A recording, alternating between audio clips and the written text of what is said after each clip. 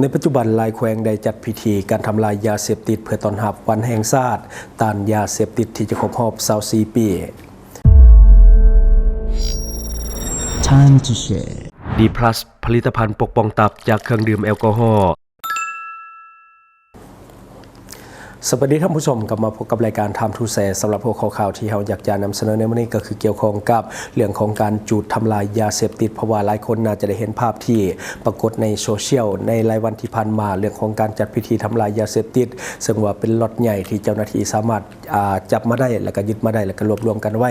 และมาทำลายในช่วงนี้เนาะก็คือเพื่อต้อนรับกับวันแห่งชาติต้านยาเสพติดที่จะครบรอบ24 ปีพอดีซึ่งว่าเริ่มตั้งแต่วันที่12 ตุลาปี 2001 จนฮอดวันที่12 ตุลาปี 2025ถือว่าครบรอบ24 ปีเนาะซึ่งว่าตอนนี้เห็นละภาพหลายแขวงก็มีการจัดกิจกรรมบอกว่าจะเอาแผนกการที่เกี่ยวข้องและก็น้องน้อยนักศึกษาต่างๆที่ว่าเขาร่วมในพิธีเรื่องของการจูดทำลายเนาะเดี๋ยวเรามาเริ่มต้นกันที่แขวงพงศาลีที่มีการจูดทำลายเนื่องในวันชาติต้านยาเสพติดในวันที่ 10 ตุลาปี 2025อยู่ที่สโมสรบัญชาการปกส.เมืองขออภัยก็คือปกส.แขวงพงศาลีได้จัดพิธีเฉลิมฉลองและก็จุดทำลายยาเสพติดในโอกาสวันแห่งชาติต้านยาเสพติดครบรอบ24 ปีนับตั้งแต่วันที่ 12 ตุลาปี 2001 จนฮอดวันที่ 12 ตุลาปี 2025โดยการเข้าร่วมของทานพลจัตวาคำจันทร์แสงลาวงศ์หัวหน้ากองบัญชาการปกส.แขวงและก็รองประธานคณะกรรมการกวดการและก็คุ้มครองยาเสพติดคันแขวงและก็มีบรรดาฐานคณะภาคแขวงแผนกอมคางแขวงองค์การเทียบเท่าองค์การจัดตั้งมหาชนกำลังป้องกันศาสตร์ป้องกันความสงบอำนาจการปกครองและก็อำนวยการโรงเรียนโรงหมอและก็รัฐวิสาหกิจหัวหน่วยธุรกิจภาครัฐและก็เอกชนเมืองบุญเหนือและก็14 คุมบ้านออมคางเทศบาลเมืองบุญเหนือนักลงทุนทั้งภายในและต่างประเทศพร้อมด้วยน้องน้อยนักเรียนเข้าร่วมในพิธีดังกล่าวในพิธีพันเอกบุญเรียนแสนวงศ์รองหัวหน้ากองบัญชาการปกส.แขวงให้ฮู้ว่าการจะตั้งปฏิบัติแผนงานลดผ่อนการสนองยาเสพติดแม่นแผนงานหนึ่งที่พัวพันถึงการแก้ไขปัญหาเรื่องของยาเสพติดและก็ติดพันกับการพัฒนาพื้นฐานโครงสร้างการพัฒนาเศรษฐกิจของประชาชนจากการลงทุนของภาครัฐและเอกชนบรรดาหัวหน้าธุรกิจนักลงทุนจากต่างประเทศเฮ็ดให้บ้านที่ว่าเคยปลูกฝิ่นอยู่หลายท้องถิ่นมีอาชีพรองรับการพัฒนาด้วยการปลูกพืชทดแทนการปลูกฝิ่นเป็นต้นแมนโครงการปลูกยางพาราโครงการปลูกกาแฟและก็โครงการปลูกชาเป็นต้นซึ่งเฮ็ดให้ประชาชนบรรดาเผ่าอยู่ในหลายท้องถิ่นที่ว่ามีท่าเอียงพ้นจากสถานภาพความด้อยพัฒนาเป็น99แต่ทั้งยังได้ก็ตามในระยะผ่านมาตามการสำรวจทางดาวเทียมของสถาบันค้นคว้าวิทยาศาสตร์ของปักกิ่งแม้นได้เก็บกำข้อมูลสภาพการลักลอบในเรื่องของการปลูกฝิ่นประจำศกปี 2024-2025 สามารถกวดพบเนื้อที่เรื่องของการลักลอบปลูกฝิ่นทั้งหมดในแขวงพงศาลีมี 2,777 จุดพิกัดสามารถที่จะลงทำลายฝิ่นสวนฝิ่นโตจริงก็คืออยู่7เมืองในแขวงพงศาลีมี20 กลุ่มบ้านแล้วก็มี49บ้านมี222ตอนมี222หลังคาแล้วก็มี222ครอบครัวเนื้อที่ปลูกฝิ่นทั้งหมดแม่น 85,641 ตารางเมตรเนื้อที่ทำลายไปแล้วก็คือ8เฮกตาร์หรือว่า 5,641 ตารางเมตรสำหรับการจัดตั้งปฏิบัติการบำบัดปิ่นปัวผู้ที่ว่าติดยาเสพติดหรือว่าผู้ถือขอให้จากยาเสพติดภายในแขวงพงศาลีจะมีศูนย์บำบัดและก็ปิ่นปัวและก็ฟื้นฟูสุขภาพจำนวน8แห่งในปี 2025ทั่วแขวงพงศาลีมีผู้ติดยาเสพติดทั้งหมดแม่น 3,830 คนในนั้นมีเพศหญิง309 คนในนั้นติดฝิ่นก็คือ 1,779 คนมีเพศหญิง234 คนติดยาบ้า 2,042 คนเป็นเพศหญิง74 คนแล้วก็ติดเฮโรอีน9 คนมีเพศหญิง1 คนสามารถที่จะปิ่นปัวให้ดีและก็ส่งคืนให้กับครอบครัวทั้งหมดเป็น182 คนมีเพศหญิง14 คนและก็ยังสืบต่อปิ่นปัวบำบัดจำนวน 3,648 คนและก็มีเพศหญิง295 คนไปพร้อมๆกันนี้ระยะผ่านมาสามารถที่จะมั่งคดีได้ทั้งหมดก็คือ65เรื่องและก็มีผู้ต้องหาทั้งหมด132 คนเป็นเพศหญิง28 คนจากนั้นในพิธีทำลายฝิ่นเข้าไปทำลายยาเสพติดได้มีการจูดทำลายยาเสพติดหลายประเภทรวมกันก็คือยาเสพติดประเภทยาบ้าจำนวน 26,638 เม็ดน้ำหนัก2 กิโลกรัมและก็663.8 กรัมยาเสพติดก็คือประเภทยาไอซ์จำนวน 7,435 กรัมยาเสพติดประเภทเฮโรอีนน้ำหนัก 47,922 กรัม อันนี้ก็คือผลงานการทำลายยาเสพติดของแขวงพงศาลีเนาะซึ่งว่าตอนนี้เราเองก็น่าจะได้เห็นหลายแขวงมีการทำลายยาเสพติดเพื่อต้อนรับวันแห่งชาติต้านยาเสพติดเนาะอันนี้ก็คือส่วนของแขวงพงศาลีที่ว่าอยู่เหนือสุดของประเทศลาวก็ถือว่าเป็นแขวงหนึ่งที่มีการลักลอบเรื่องของการปลูกฝิ่นและก็เกี่ยวข้องกับยาเสพติดค่อนข้างที่จะหลายสมควรเนื่องจากว่าเป็นพื้นที่แนวชายแดนเนาะซึ่งว่าเป็นพื้นที่ซุ่มเสี่ยงที่จะมีการค้าขายยาเสพติดข้ามชายแดนอยู่แล้วเพราะว่าทางนั้นก็จะติดทั้งต่างประเทศเนี่ยโดยฉะนั้นจะเห็นให้เป็นพื้นที่ซุ่มเสี่ยงแล้วก็มีการลักลอบปลูกฝิ่นค่อนข้างที่จะหลายและก็เจ้าหน้าที่ก็ได้ติดตามกฎการและก็มีการลงทำลายพื้นที่บางส่วนไปแล้วโดยสำหรับผลงานในช่วงที่ผ่านมาหลายคนอาจจะได้เห็นนำกันบัดนี้เฮามาต่อที่แขวงหัวพันเนาะก็คือมีการจูดทำลายยาเสพติดในโอกาสวันฉลองวันชาติเนาะต้านยาเสพติดครบรอบ24ปีคือกันเนาะก็คือ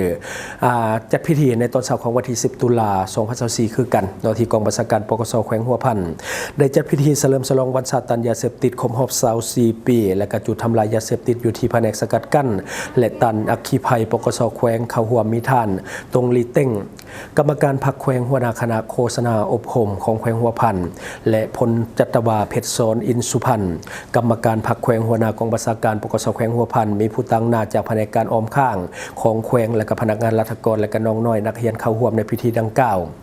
ในพิธีได้มีการจัดกิจกรรมอย่างมาราธอนเพื่อสุขภาพและก็รับฟังประวัติความเป็นมาของวันชาติต้านยาเสพติดครบรอบ24ปีพร้อมทั้งสรุปเวียกงานคุ้มครองสกัดกั้นและต้านยาเสพติดในระยะปี2024 5ปี2025ที่ผ่านมา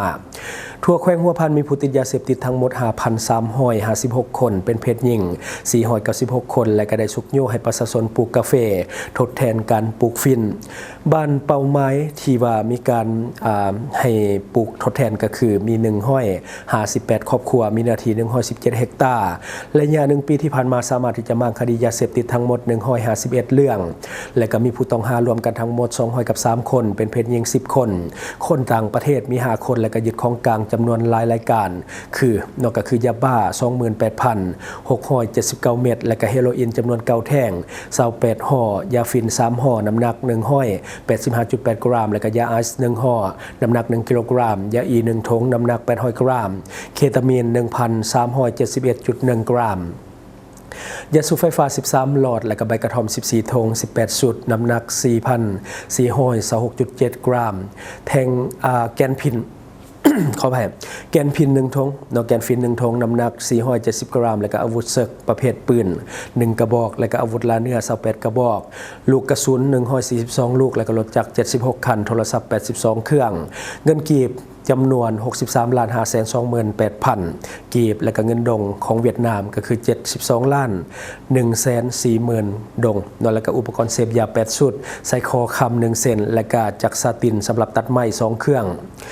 พร้อมเป็นการเฉลิมฉลองวันชาติต้านยาเสพติดเจ้าของขออภัยเจ้าแขวงหัวพันจึงได้ออกข้อตกลงให้กองบัญชาการปกส.แขวงนำเอายาเสพติดที่ยึดได้และก็สารเสพติดส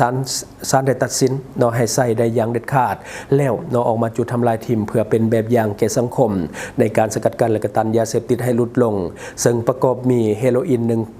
ขออภัยเฮโรอีน 1,065.5 กรัมและก็ยาบ้าจำนวน 42,159 เม็ดน้ำหนัก 4,900.8 กรัมยาฟินน้ำหนัก 28,563.2 กรัมและก็เคตามีนน้ำหนัก 3.4 กรัมสารโมโนอะเซเตอร์ฟอร์มีนขออภัยมอร์ฟีน390 กรัมและก็สารอะเซตามิโนเฟนจำนวน 2,900 กรัมและก็สารคาเฟอีนจำนวน 7.5 กรัมยาสูบไฟฟ้าจำนวน14หลอดเนาะอันนี้ก็คือผลงานของแขวงหัวพันในเรื่องของการทำลายยาเสพติดเพื่อต้อนรับวันแห่งชาติต้านยาเสพติดที่จะครบรอบ24ปีที่จะมูลมาฮอดในมื้ออื่นเนาะก็คือวันที่12เดือน10ปี2025เนาะที่ว่าครบรอบ24ปีซึ่งว่าอันนี้การเริ่มต้นพุ่นแหละตั้งแต่วันที่12ตุลาปี2001ที่ว่าเฮาเริ่มมาเรื่องของวันชาติต้านยาเสพติดจนมาฮอดปัจจุบันวันที่12ตุลาปี2025ที่จะฮอดในมื้ออื่นครบรอบ24ปีพอดีเนาะอันนี้ก็ถือว่าหลายแขวงก็มีการ สร้างผลงานในเรื่องของการทำลายยาเสพติดเนาะซึ่งว่ามีหลายแขวงแล้วตอนนี้นะที่เราเห็นในโซเชียลก็จะมีแขวงหัวพันแล้วก็มีแขวงพงศาลีแล้วก็มีแขวงขออภัยมีแขวงสารวันเนาะที่ว่ามีการทำลายยาเสพติดเพื่อต้อนรับวันชาติตันยาเสพติดเนาะสำหรับยาเสพติดหลายท่านน่าจะได้รู้นำกันแล้วเนาะก็คือมันเป็นภัยคุกคามเป็นอันตรายต่อสุขภาพและก็สังคมก็คือมันเป็นต้นเหตุหลายอย่างในสังคมเรื่องของความสงบและก็ปรากฏการณ์ย่อท่อรวมทั้งอาชญากรรมหุนแห่งต่างๆที่ว่ามันเกิดขึ้นหลายครั้งที่เป็นข่าวก็มีต้นเหตุมาจากยาเสพติดตัวอย่างที่ว่าเกิดขึ้นอยู่ที่แขวงสวรรณเขตอยู่ที่บ้านศอกล่าสุดก็คือค่าพ่อค่าแม่ก็ย้อนว่าขอเงินพ่อเงินแม่ไปซื้อยาเสพติดบ่ได้นอนละกาค่าพ่อค่าแม่เสียชีวิตคาที่พอไปเสียชีวิตอยู่ห้องหมอเนาะซึ่งว่าอันนั้นก็เป็นอีกหนึ่งปัญหาที่ว่าเกิดขึ้นจากเรื่องของยาเสพติดเนาะฉะนั้นเนาะเราอยากเรียกร้องให้ทุกคนในสังคมจงปลูกจิตสำนึกให้กับลูกหลานตั้งแต่อายุยังน้อยๆเนาะเพราะว่าคันเขาใหญ่มาแล้วเริ่มเข้าสู่วงการยาเสพติดแล้วมันจะเฮ็ดยังบ่ได้แล้วเนาะฉะนั้นต้องได้ปลูกฝังให้ความรู้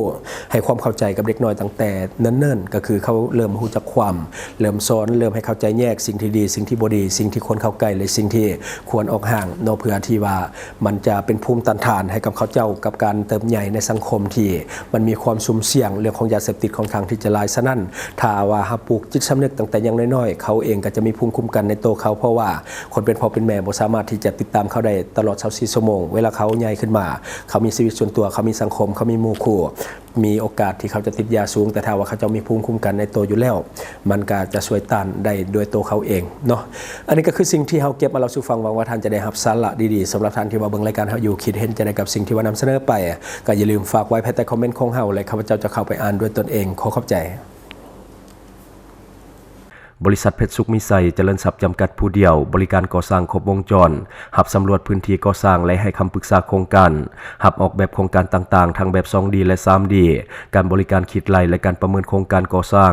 หับเป็นที่ปรึกษาโครงการก่อสร้างต่างๆสำหรับท่านใดที่สนใจอยากใช้บริการกับบริษัทเพชรสุขมิไซเจริญทรัพย์จำกัดผู้เดียวสามารถติดต่อที่เบอร์ 02055662255 หรือ 02077776451 หรือท่านจะเข้าไปเบิ่งผลงานที่ผ่านมาของบริษัทพวกเราได้ที่แฟนเพจบริษัท PSMC จำกัดอยู่เมืองลาวใช้แต่เงินกีบลาวและส่งเสริมผลิตภัณฑ์ภายในเพื่อลดพรการนำเข้าสินค้าและแก้ปัญหาเงินตา Subscribe for more video.